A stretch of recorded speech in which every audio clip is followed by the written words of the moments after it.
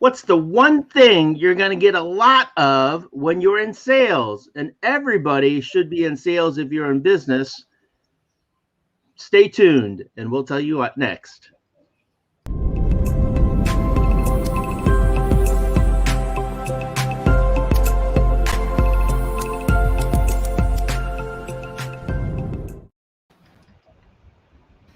Chaffee, I don't know what that is. Well, if you don't know, then how do you know you're going to get it? I don't know I'm going to get it, and I have no idea. That's a lot of no's, Scott. Oh, no. Am I going to get a lot of no's when I go into business? That's the answer. You nailed it on the head, Scott. When you're in sales, that? What's that? Why is that? Why do you get so many no's? Well, there's a multitude of reasons, and we'll dive into that. Only, again, the answer to the question is when you're in sales, when you're in business, expect to hear a lot of no's. And when you hear those no's, you got two choices. You could say, oh, as you said, oh, no, I didn't make a sale. I'm going to go out of business, and you're going to quit and you're going to fail. Or you can take it a different way and say, hey, no's are part of sales. And if I understand that, I can deal with no's and I can deal with that situation. So two ways of dealing with no's. Oh, no, or oh, no. What does that mean? How do we address that? How do we work with that? I remember one person saying you're going to get so many no's for every yes. So every no you get gets you closer to a yes. Now that never really worked well for me, but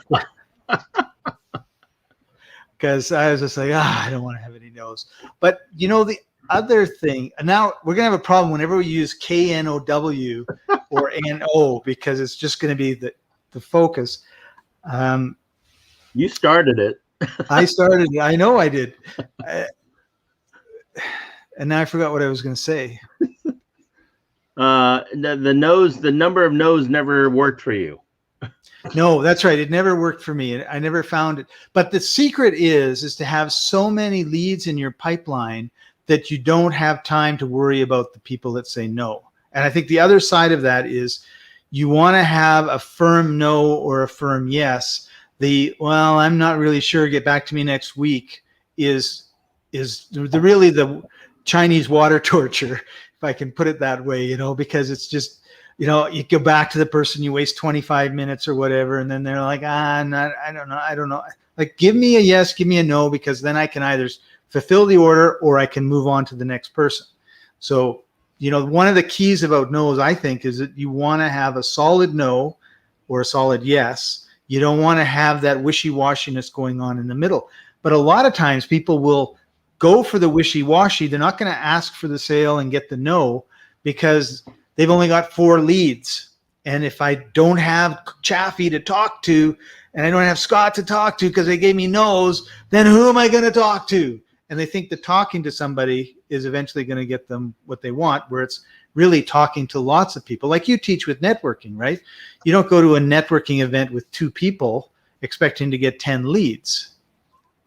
But you do go to one with 50 people expecting to get 5 to 15 leads. So, I mean, you're going to get no's in any business that you're in. And I tell you, when I first started some of my businesses, this was a lesson that not only did I have to learn, I also had to teach a lot of my team members, which is you are going to get a lot of no's.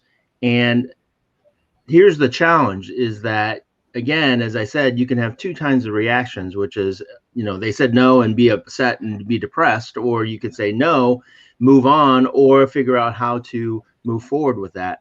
And so again, first and foremost is that understand, if you're taking notes, write this down, which is don't take it personally, right? When you're in business and you're in sales, don't take things personally when somebody says no or yes, okay?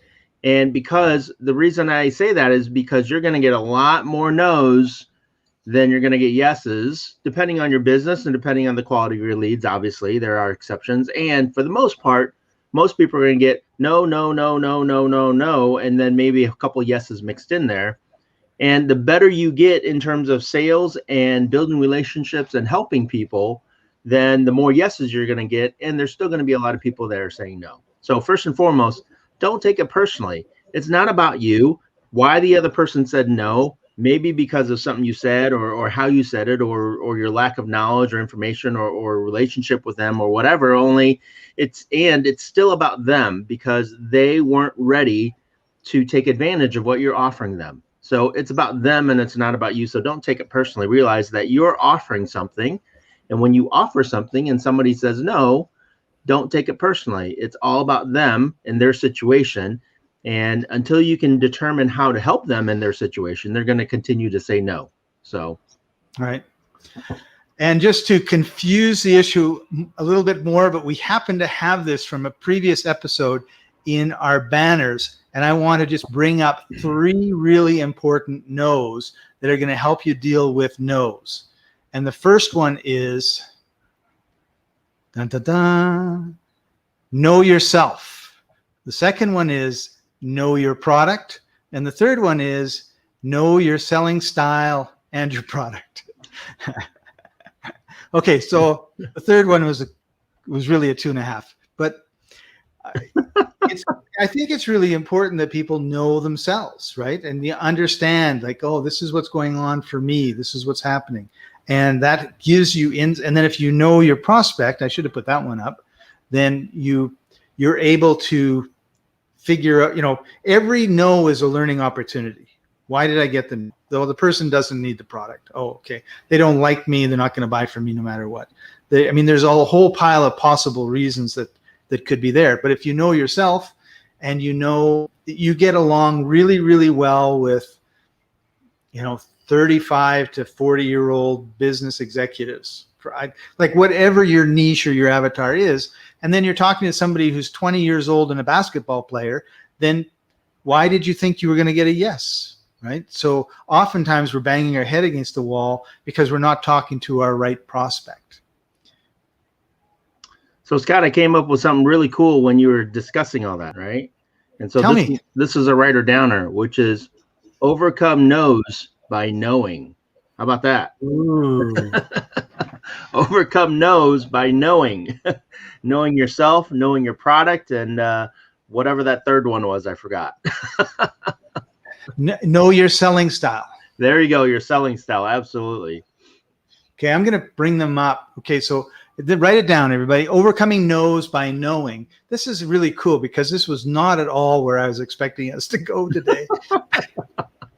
But here you go. Number 1, know yourself. Number 2, know your product. Number 3, know your selling style. And I guess I should really add to that, know your ideal client or customer. Yeah. Right? Like, who is it that you really sell for? And there are people who are very successful in a certain niche, like a car salesman, right? There'll be a guy who's a really successful car salesman. And sometimes those people will say, I'm tired of cars. I want to sell computers, or I want to sell whatever it is. And because they're salesmen, right? They want to just sell the product. And they'll go into another field and they'll just do terrible. Or they'll go into another field and they'll just do great. But just because you're good at selling one thing doesn't mean you're necessarily good at selling the others, because maybe the types of cars you sold were to a very specific group of people that was easily for you to identify. But when you get into your new product line, you can't find those people, or the people that you get along really well with and are your old customers, they hate that thing. They don't want it, right? So that's, so if I was a car salesman and then I went into selling motorcycles, but I was always selling cars to 55, 60-year-old guys who, could barely walk or something, or women, for example, they're not interested in buying a motorcycle. So now all of a sudden I'm trying to get Aunt May to buy a motorcycle, and all she wants is a nice, reliable car. And so there's a mismatch there. That's why you need to know your client and customer, and why you need to know your product. Like, who is it for ideally? So, we've talked about quite a few concepts and topics already, and let me see if I can review some of them, Scott. So first and foremost is that, if you're in business, or and it's not even really when you're in business. I mean, in life, you're always selling something. You're selling yourself, you're selling yourself to your boss, you're selling yourself to a significant other, you're selling yourself to your kids or your family. You're always selling something. And so what we're talking about here, and a lot of no's, we started referring to business where you're selling a product or a service. And these concepts can be applied to everyday life as well as into business, right? So know yourself and know your product. And what are you selling? If I'm selling myself, if I'm selling my an actual widget, I got to know those things, and I got to know my selling style. And so first and foremost, it's funny that when you're selling something that you're not attached to, like you said, Scott, let's say you just got a job selling cars, and you're not really a car enthusiast. You don't really enjoy cars. Cars get you from A to B, and then you go into the sales position and you do horribly. Well, again, that's because there's no passion behind what you're selling. You don't really know your product, or you don't really know your service, and you're probably selling to people who you don't really understand. Maybe you're selling to car enthusiasts and you're offering the wrong car to them, or maybe you're selling to that grandmother and you're selling a sports car to her when she really needs a little economical get around car, right? So again, all of that comes into play is that first and foremost, when you're selling something, understand that it's not personal for you when somebody says no. You have to understand these other things that are going on. So now what we're talking about and what we've gotten into is how do you reduce the number of no's that you receive? Okay. And so how do you reduce those number of no's is by the knowing that we said, right? Once you get into the knowing of your product, yourself, and your service, and your sales style, then the number of no's reduce. And at the same time, understand, again, it's still not personal. Okay. So you can get better at selling and receiving yeses from people when you know those things that we mentioned above. Okay. Right. Yeah. When you're knocking, I mean, look at the door-to-door salespeople, right? They knock on a door. Do you want my whatever it is? Slam. That's because that is, call it the shotgun approach or the spaghetti approach, right? You take a bowl of spaghetti, you throw it up against the wall and see what sticks to the wall and what falls to the floor. Right. And that's the same way. Now, people can be people were very successful selling Encyclopedia Britannicas in the 60s and 70s, totally different, system of selling and everything else in those days. But they got like hundreds of no's for every yes, right? They would knock. They would eventually figure out how to get the person to not slam the door on them. Then they'd figure out how to get invited in. Then they'd figure out how to make the presentation. So, they had to go through all these steps. But that's still, even the people that were really good at it were was a difference between 1 million no's and 1,000 no's, right? Because that was like no target marketing, right? If you can put your product in front of somebody that wants it to begin with, that is a lot more powerful than if you're just like randomly asking people. I have a business that involves getting executive assistants for people, and we only talk to people that want executive assistants. So we have a high success rate. And the way that works is we don't go out trying to find anybody. We don't find anybody. It's all word of mouth, and it's all referral. So you say, hey, George, I need help. I'm overworked. And George says, oh, I know Scott. He can help you. And you go, oh, great, thanks. And then George says, Scott, meet Chaffee. Chaffee meets Scott. Chaffee's overworked. And then we sit down and I say, okay, like, what do you need? And you say, well, I need this. I say, well, we have this executive assistant and they do that. What do you think? Oh, great. And away you go. As opposed to if we met walking on the street or something and I just said, hold on, sir, I don't know what's your name. Chaffee. Oh, I'm Scott. How are you doing? You look like you're overworked. I happen to have a bunch of people that can really help you. And you're going to be like, who is this guy, right? Yeah. Totally inappropriate behavior and in an inappropriate place at an inappropriate time, because you're late for your anniversary and you know your wife's going to kill you, and this guy has stopped you and it's made it even worse, right? So you have to have the right environment, you have to have the right product in front of the right people at the right time, and you're still going to get the no's. Absolutely. So let's since I do work with a lot of real estate students, Scott, I'll give you some examples as well, which is first and foremost, in the real estate industry, you're always looking for motivated sellers. And there's many ways of looking for motivated sellers. And I hear all the time a lot of people having challenges finding motivated sellers because they'll call for sale by owners. Well, when you're out, you're calling for sale by owner signs. Well, there's a lot of reasons why they're selling by owner, and a big reason a lot of people are selling by owner is because they don't want to pay real estate commissions. Okay, and so they're looking for the most amount of money with the least amount of expenses. And so when you call them up, they're not really motivated to work with you with a very low offer because they want a high offer, right?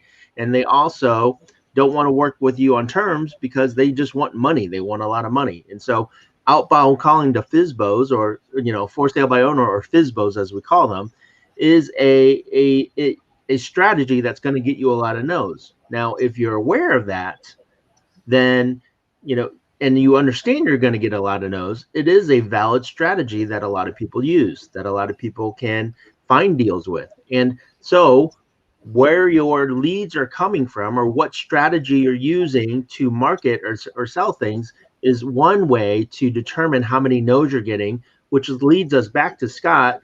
When you said, every 100 no's gets you one yes. Well, if you know that this strategy, I'm going to get 100 no's, and for every 100 no's, I'm going to get a yes, you can keep that in your head, versus your strategy, Scott, of referrals. You know that for every 10 clients, you're going to get 5 yeses. Let's just say that. So right. You're going to get 5 no's out of 5 yeses. You know that already. So, now you can prepare yourself for that. So that's one way, is finding, again, your strategy and determining the number of no's and yeses for that strategy. Now, here's what I also say before you jump in, Scott, which is the better you know your selling strategy, your selling style, and selling techniques, the less no's you're going to get regardless of the strategy. So let's just say, Scott, you're brand new in real estate. You don't know anything. You go out and you call 100 people and you get one yes. Well, I've been in the real estate industry for almost 20 years. I've got some experience. I've got some training. I've worked with a lot of people. I call the same 100 people or 100 leads that you call, I might get 5 or 10 yeses. Right. With the same strategy, right? And so that's because I know what to say, I know my selling strategy, I know my product and service better than you do. And so again, that makes a difference of not only your strategy, it makes a difference of how well you know your product, your service, and your techniques. And in there too, I think, is confidence. Yeah. Right. Because if you're very confident in what you're doing, that comes across a lot different than if you're like I'm very confident in my executive assistants and my staff, because the clients that we have love them, and they tell me how much they love them, and they tell me all the wonderful things that they do. I'm going, wow, they're doing a great job, which, because if they were doing an awful job and I was getting we've had them for a week, they destroyed our business, and, Scott, stay away from me, I would be like, I don't know if I really want to tell you, Chaffee, about my executive assistants, because, they're not doing a very good job. And you're going to, and even if I'm trying to sell you on, now I'm trying to sell you on it, right? Which is different. And I don't have the confidence. You pick up, there's no confidence. And you go, well, my spider sense is tingling, or my back channel is being changed, or whatever it is, you're just like, I don't feel good about this, so I'm not going to do it. And one of the reasons that we get the yeses we get is because I have total confidence that if I put an executive assistant with somebody and they do the minimum they need to do in order to work with that person, it's going to be a tremendous benefit to them, right? Which is a huge difference to trying to sell a motorcycle to an 80-year-old grandma, right? Who's never ridden one before, because that's that's not going to happen. And before we get too far into this, David Price, hey, how are you doing? Hey, Coach David. Good to see you. Have you here. Good to see you. Thanks for joining us. So we got to know a lot of things to cut down on the no's that we don't want to get. And I do have a story just to kind of put the nose into perspective. Okay. I have a friend who was very good at selling printers. I'm trying to remember if it was Xerox or not, but he would go around in his suit and tie and everything else. He'd go up into these offices. He'd go up, he'd talk to the lady at the front desk or the reception, and he'd say, I got my, oops. Wrong click. Don't click. Oh, I see what you were doing. You were talking. Yeah, I was talking. I like talking and seeing you. But so anyway, he would go up and these people would say like, no, we don't need a printer, right? And so we were talking about that one day, and he said, Scott, he said, it's so easy because of where he came from. He was an ex-drug addict. He was on the streets. He was homeless. He had done every legal and illegal drug except for about 3 or 4 that you could think of at that time, which was about 20 years ago. And he said, when I was on the streets, I would go up to people and say, like, do you have a quarter? Do you have a buck I can have because I'm hungry? And they would spit in my face. He says, now, he says, I walk into this really nice office. There's this nice lady. She smiles at me. She looks at my printer. She says, we got a printer. It's okay. Thank you very much. And I leave. And he said, that is so much nicer than someone spitting in your face. So, you know, where you come from makes a big difference too, right? Like what you're comparing your nose to. Like a no when you're asking for a quarter and the guy spits in your face compared to a no when you're asking for a $3,000 sale of a printer when the person is nice as pie and just says, no, we don't, we're fine, but I've got your card. If it breaks down, I'll call you. Totally different scenarios. But the no is the same. It's like a rejection, right? But he didn't care because he came from a place where rejection really hurt. Well, some of those receptionists aren't so nice, Scott. So, you know, so depending what receptionist you talk to, they might spit on you too. So he was fortunate to be quite good looking as well. So they were all kind of like, oh, what a nice guy coming in here, breaks up my day really good. Hey, I wanted to tell you a story though. This is a true story of the confidence piece that you were talking about, of overcoming no's by getting yeses due to confidence, which was when and this goes back years and years, when I was in high school, one of my best buddies was always going out with a whole bunch of different girls. So, and it didn't really matter. Like he was going out with 3 different girls from 3 different schools at the same time. And he eventually stopped that because he said it got too expensive. Only he did that, and it didn't matter what girl it was, how popular they were, how, you know, high up in the social standings or whatever they were. If he asked somebody to go out, they almost inevitably always said yes. And then I had some of my other friends who would ask some girls out, and they almost always got no's. And so, and here's the big difference. You know, I wasn't allowed to date in high school, right? So that's just one of the Asian culture things. So I you just got to watch. You just got to watch. Right. I got to watch and observe, right? So because I wasn't allowed to date. And so I asked some of the girls that said yes to my one buddy that was successful. And, you know, I asked, like, why are you saying yes to him? Because, you know, he's fairly handsome, cute, only he wasn't like, you know, Prince Charming, gorgeous or anything. He wasn't, you know, a big, fit, healthy, like, you know, strong, muscular athlete. Only he was, you know, kind of healthy and everything. And, you know, the answer that I always got were 2 things, which is, one, he was charming. He was just, you know, he went up and he was charming, right? He was just, casual, and he went up and had a conversation with them. And 2, he was confident. Like he had no fear, because if they would have said no, he would have said, okay. And then, you know, just had a conversation and then moved on, right? Like nothing, like it wasn't personal to him. He liked somebody, he asked them out and they said yes, or they said no. And most likely they didn't say no. They said yes because he was charming and confident. Right. Whereas my other friends, likable, right? Very likable. And then my other friends who went up to girls, it was like they had set these girls up on a pedestal, right? And so it was a something that they had to reach up towards. And when they got no, it was like a shot in the heart, right? And it was like, oh. And so that knocked their confidence levels down lower and lower each time. And so, Right. instead of going up to somebody and having a casual, likable conversation and asking them out casually, it was like more of, hey, would you like to go out on Friday? No, it was, so I mean, that made a huge difference. That's called not selling, right? It's like if you went up and you said, I got 2 tickets to David Bowie on Friday at the concert. You want to come with me? They would have been like, yeah. That's right. They didn't offer enough, right? Not enough value. Not an irresistible offer. Only, the big difference though, when I asked my friends that because I wasn't allowed to date, I was a big flirt, so I did hang out with a lot of girls, and I talked to them a lot. And again, you broke a lot of hearts. You don't have to tell us. Sure. The big difference though was that confidence level, right? It wasn't. We just got 14 crying emojis go through the screen. I know, right?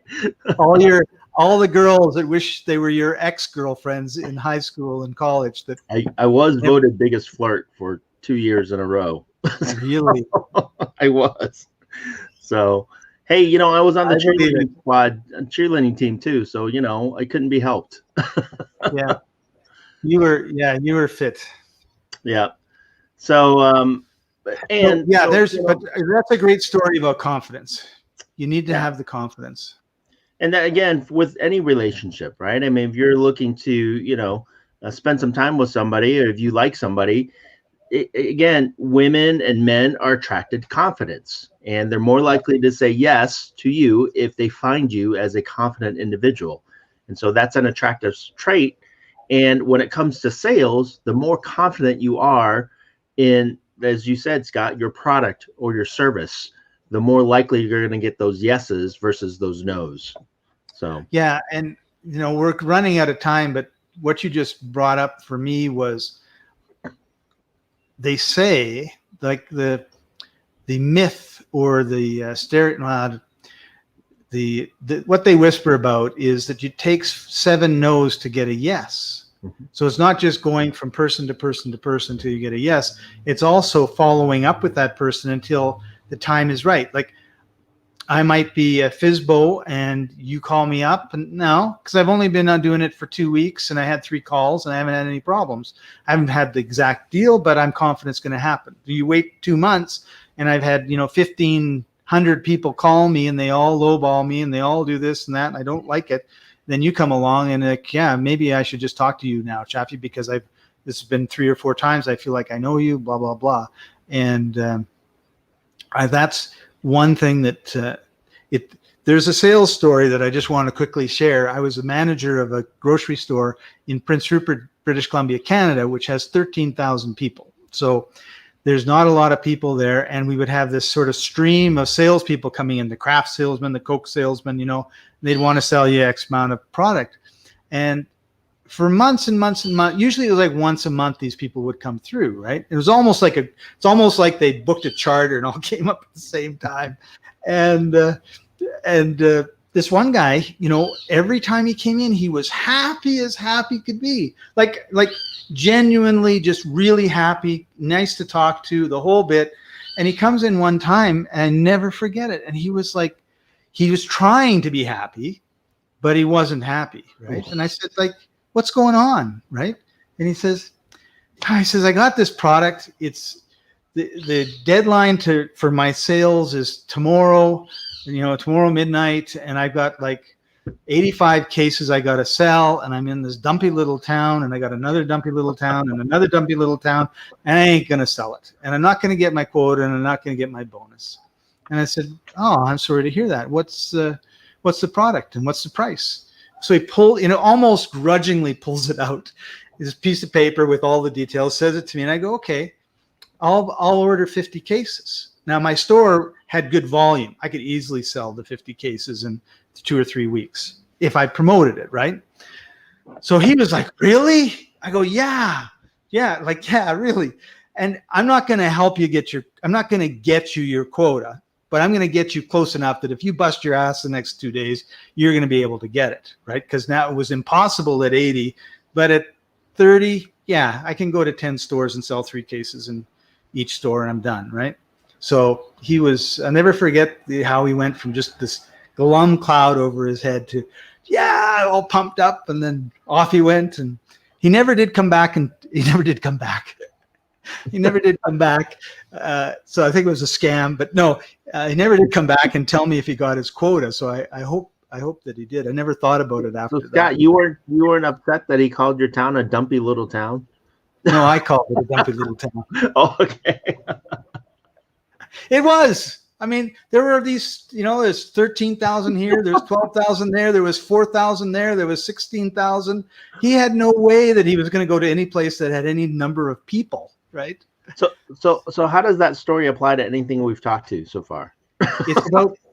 It's about relationships and not assuming the no. He assumed the no. Right? There you go. So sometimes you can go in, but because he built the relationship over time, and I told him no to lots of stuff. He wanted me to buy 20 cases. I'd buy 3. So that's a no, right? Because you're always going to get a couple cases if it's on special, but, manufacturer's special. But, he had built up the relationship over time, and he'd got lots of no's, and he got little yeses, and but he had built the relationship, and it was like, sometimes people will help you out just to help you out, but they're not going to help you out if they don't know you. Well, again, that's the importance of relationships. Only another thing that you said right there, which was huge in sales, which is assuming no versus assuming yes. When I approach somebody and I talk to somebody about something, I assume they're going to say yes, right? And so that comes across in my confidence, that comes across in my language, right? My body language and how I speak, what I say and how I say it. Whereas you assume somebody's going to say no, that comes across. And so because that comes across, there's a greater chance of them picking up on those signals that you're sending out, and they're going to say no. So and so here's the phrase, if you're taking notes, that you need to write down, is that you tend to get what you expect, right? So you tend to get what you expect. So if you expect a lot of no's, chances are you're going to get a lot of no's. And if you expect a lot of yeses, you still may get a lot of no's, understand that. And there's a good chance you're going to get more yeses than you expected. So expect yes when you have a product or service that you love, that you want to share, that you want to use to help people, and you go out there and you share it, and expect people to say yes to that, because why not? Because you're making a difference in their lives and changing their lives. So awesome. That's a great way to wrap up the show today. I almost said the story today. So thank you, Chaffee, for joining us. We're going to do just a little high-tech thing before we go.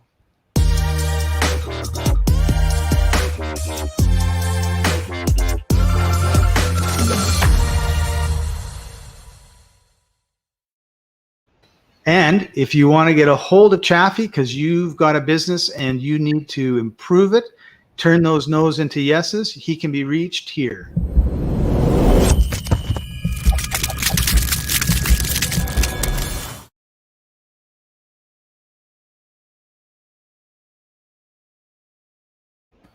That was pretty high-tech, Scott.